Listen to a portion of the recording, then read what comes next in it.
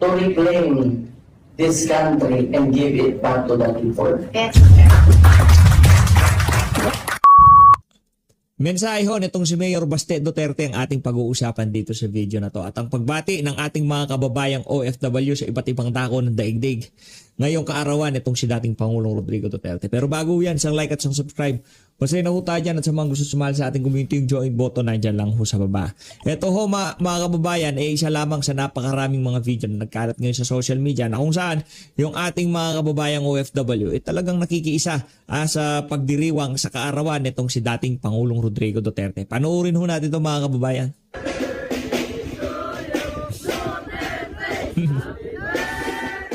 Palakpakan ho natin. Oh.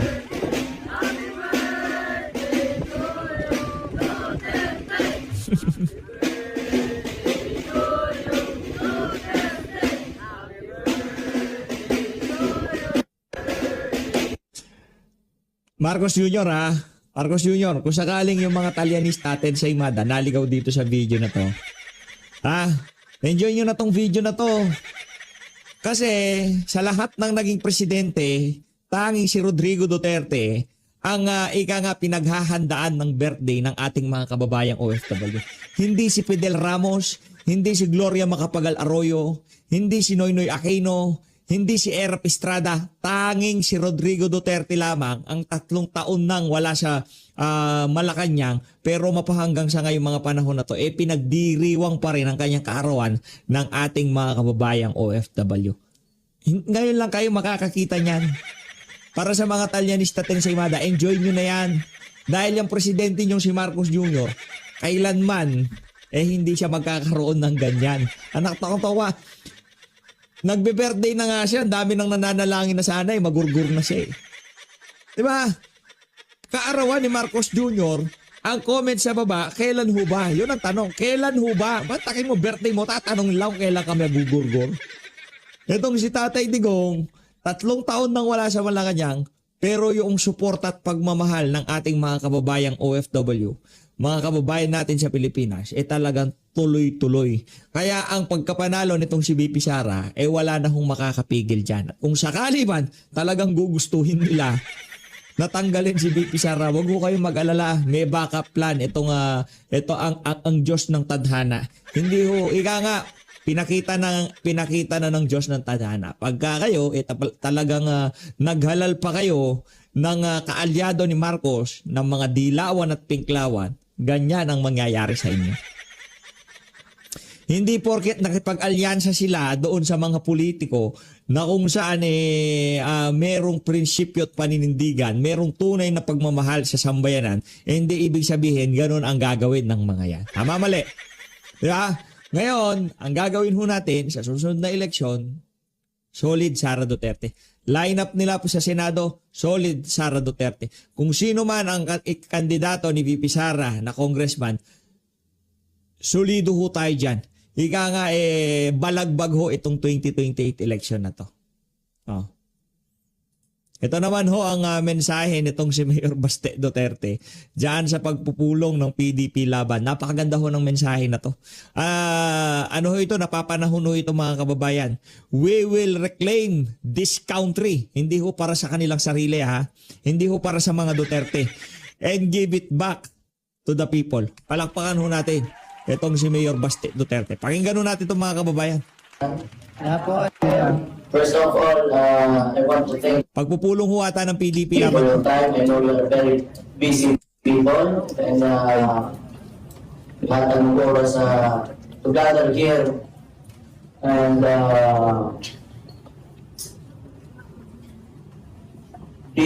let's cooperate and think about what we have to do to reclaim this country and give it back to the people. Yes. Palakpakan ho natin itong si Mayor Baste. So, fundamentally, I joined PDP Laban because my father is the PDP. And though he is in the Hague right now, he is still a member of PDP. Yes. Yeah, he's still the chair of PDP Laban. While he is not here, as acting president, I feel that it's my responsibility to organize all of us and decide among all of us should agree on things on what direction we have to take until the 2028 elections. Yan. So, what is the concern? It is the country and its people. So I believe, kayo lahat na nandito ngayon, and those who follow and believed in my father, kaya nandito pa rin kayo because you still believe that we can make a better country and a better tomorrow. Not only for us. Ako may mga anak ako, kayo may mga anak kayo, may mga ako kayo. So what do we want for our children? Kasi sa nangyayari ngayon, pag nagpatuloy ito, could you imagine kung anong klaseng bansa our children will grow up? Eh tayo, sanay tayo sa hirap because, but we want more, we want to make our children have a comfortable life, have a peaceful country, free of corruption, that's the main thing, free of crime, and good governance. It doesn't have to be perfect.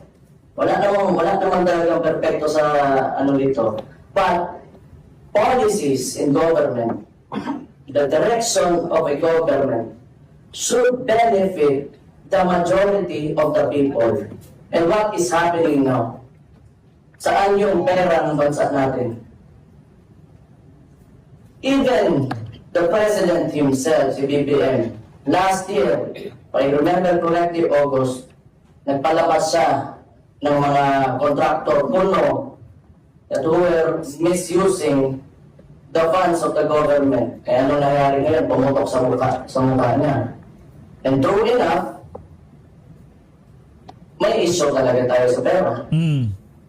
Correct. Hindi na pupunta. We have ghost projects. We do not have infrastructure. And how can people, especially the ordinary Filipino, yung mga mahirap, how can they move about and help themselves if the government does not properly use government funds to improve the lives of these people? Yo, napakaganda ho ng mensahe na yan itong si Mayor Baste Duterte.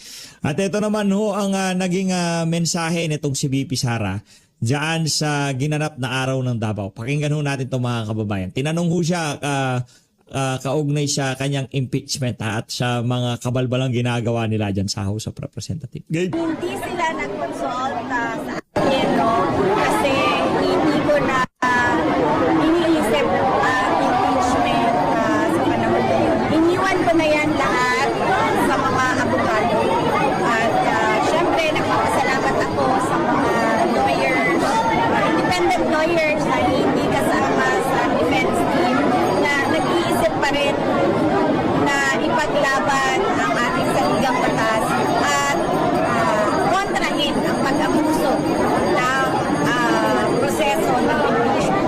Next question, VP election na naman, aside po sa apat, aside sa election related, aside sa election related, aside dun sa apat na sinabi mo na may kumausap na sa'yo na maging Senate slate, nadagdagan ba at may mga partido na ba na lumapit siya? Sa ngayon, hindi ko muna iniisip, although nag-declare na ako ng ating kandidatura. I am a presumptive candidate for the 2028 presidential elections. Pero hindi ko ngayon pinagpapalagay sa ngayon. Lang ng impeachment, hindi yan ang prioridad at iniisip ko ngayon. Dahil napakarami sa ating mga kabayan ang nananawagan ko pa rin ng totoong pagmamahal at serbisyo galing sa ating pamamalaan. Kami sa tanggapan ng pangalawang Pangulo, yun yung prioridad namin ngayon. Kahit maliit yung opisina namin, lahat kami nagtutulong na nag-iisip paano makatulong sa taong bayan. Yun ho ang naging mensahe na itong si BP Sara dyan sa kanyang ambush interview na yan. Tapos rerekta na ho tayo dyan sa talumpati nitong si Mayor Baste Duterte sa pag si-celebrate ng araw ng Davao kasabay ho ng kaarawan itong si dating Pangulong Rodrigo Duterte. Okay. Pa siguro, Vice Mayor Rigo Duterte, Congressman Omar Duterte, Kong Isidro Ungab, Andrew Libiste, Congressman Kiko Barzaga, Vice Mayor Harold Respicio, Attorney Vic Rodriguez, Attorney Rowena Guanzon,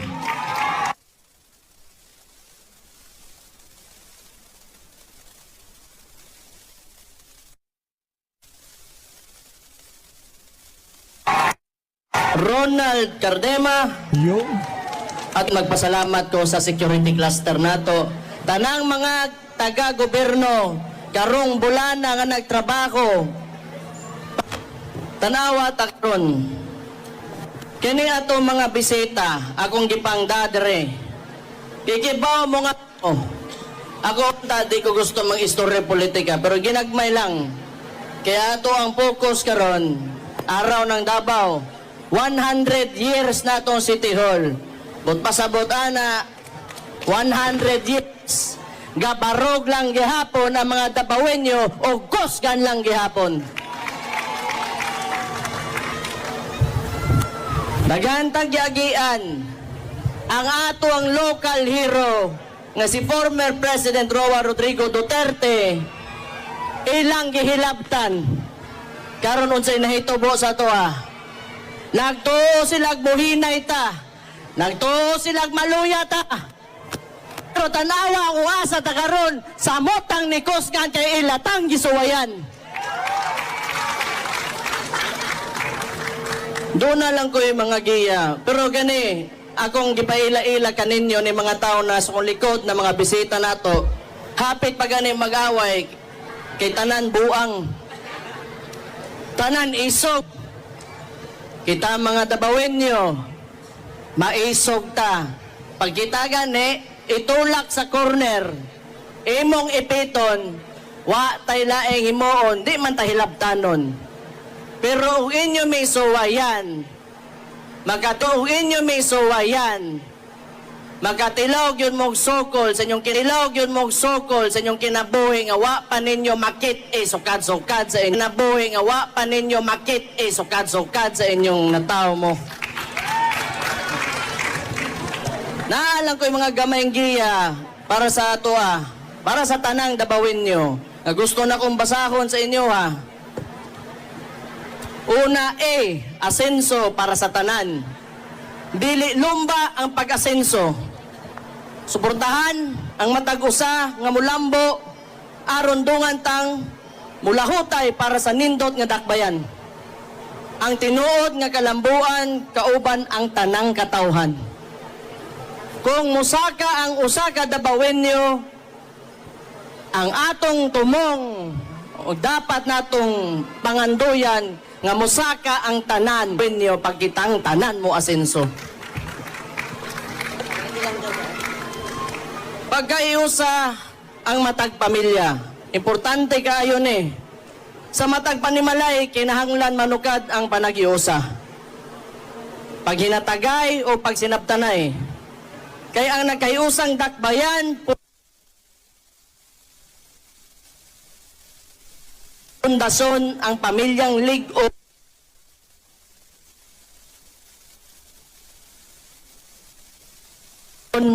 og naay baruganan. Og naay baruganan. So kita magsugod sa og pagpasalamat sa Ginoo. Kay ang kaabunda sa atong kinaiyahan, kasaysayan o katawhan, panalangin ka na gikan sa kahit saan. Gibaw mo, kung unsa man ang sitwasyon nato aning kalibutanan di man gyud nato matubagtanan. Mao na ang uban diha salig lang sa Ginoo ibili na nato sa iya ka basta kitang tanan himo lang og kaayuhan sa matag usa. Disiplinado sa katawhan. Maghinatagay dili ta magsinikohay labi na karon nga daghan na kay ta. Ang Davao 1.8 million ang populasyon nato. Kung kita way balaod, walay order, magkagubot gyud ang tanan. Mao nang ako. Salamat kaayo. Ikaduhang termino nako ngaron nga na mayor ko. Swerte kay ko kay ang Tabawenyo buutan og disiplinado wa gyud kuno tagaig laban sa ulo. Naaray ubang badlongon diha pero sultihan ta mo pagbag-o na mo kay ang bangag ninyo nga presidente mo naog na trages ninyo. So natay mga balaod, mga ordinansa, parehaan ng liquor ban, smoking ban, firecracker ban, speed limit, curfew, ug uban pa tumana lang ninyo. Kay dili man na pang-ipit sa inyo kundi para maplastar tang tanan aron hapsay ta harmonious ato mga kinabuhi og diha ta nailhan sa tibok Pilipinas kay kita nakapanaog og nakapaimplementar ingana nga balaod sa usa ka dakbayan og kitay pinakauna. Kay ang panggobyerno dili lang kami nga nasa gobyerno, di lang ang administrasyon nato, di lang ang mga konsehal, ang mayor, ang vice mayor, ang congressman. This is a collective effort of all Davaoenos. Kung dili walay active participation from you, why mahitabo sa tuwa mo na again magpasalamat ko sa inyong salig sa atong lokal nga gobyerno. Thank you kaayo. Salamat ana. Doon na pa, wala ko na human. Sige lang, kaya hapit ng paniod to. Gutom na po ko. Hapit na eh. Ang mga kabatanunan kinanglan edukado. So walay maglaroy-laroy. CSWDO, salamat pagkuhanin nila, bantayan nila itong mga bata. Way maglaroy-laroy nga bata sa dalan, oras sa ting eskwela. Kinanglan edukado, og baton og gugma sa dakbayan. Ato silang giyahan nga malayo sa bisyo o kadautan. Ang responsableng kabatanunan maoy magdala sa atong syudad sa mas dakong kadaugan kay ngano May pag-asa pa ho. May pag-asa pa. Wag ho kayo nga ikangapanghinaan ng loob sa mga nangyayari ngayong mga panahon na to. Habang nandyan ang pamilya na yan, habang nandyan ang mga Duterte, habang merong prinsipyo, paninindigan, dedikasyon sa trabaho na kagaya nitong mga pamilya na to, may pag-asa pa ho. Yan ang sigurado natin dyan. wa may laing mopuli nato kundi ato mga anak ug mga apo. Mao nang padak-o nato sila ug giyahan nato sila taman sa tungkaya ug taman sa tungkayang ihatag nga gugma nila. Padak-o ninyo nga butan ug disiplinado. Kay pohon sila mo puli, ang katong mga problema, mga sulbad na to karon, bag-o na ilang problemahon, kay kitay mo sulbad ana karon, tagaan na to sila nindot nga kaugmaon. Balaod nga patas sa tanan. Tanan patas sa mata sa balaod. Mao gyud ni akong balikon sa inyo tanan diri sa dakbayan nato. Walay dato, walay pobre, walay bayot, walay tumboy, walay laki, walay babae, walay tiguwang, walay bata. Pag musulti ang balaod, patas ta.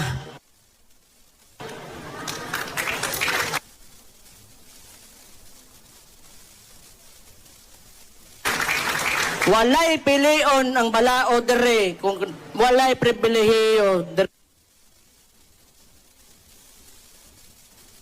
pag-abot.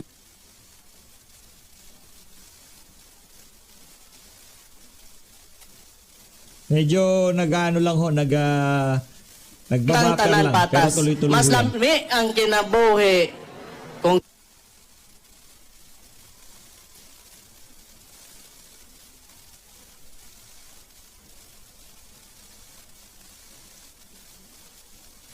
patas tanan ta mo linya.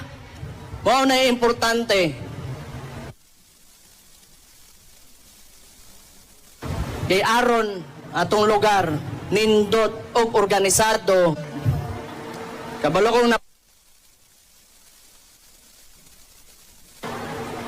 ang droga o krimen atong kalaban. Padayon natong paggangon ang illegal nga droga o kriminalidad. Hinumdumi ang culture of security. Importante nga na karon. Kaya doon na tayo administrasyon nga ginapasagdan, mobalik na pod ang mga ingon-aning mga botang pareha ng mga NPA sa ato mga kabukiran nga magsinamok na pod sa mga kinabuhi sa mga tao. Muna yung kalimting nga naatay culture of security kay bisag unsa pa ng pangsamok ang ilang buhaton, di ta nila magkaya kung magkaiusa ta og nakasabot ta sa tuntumong nga naatay kultura nga ingunani. Maura to.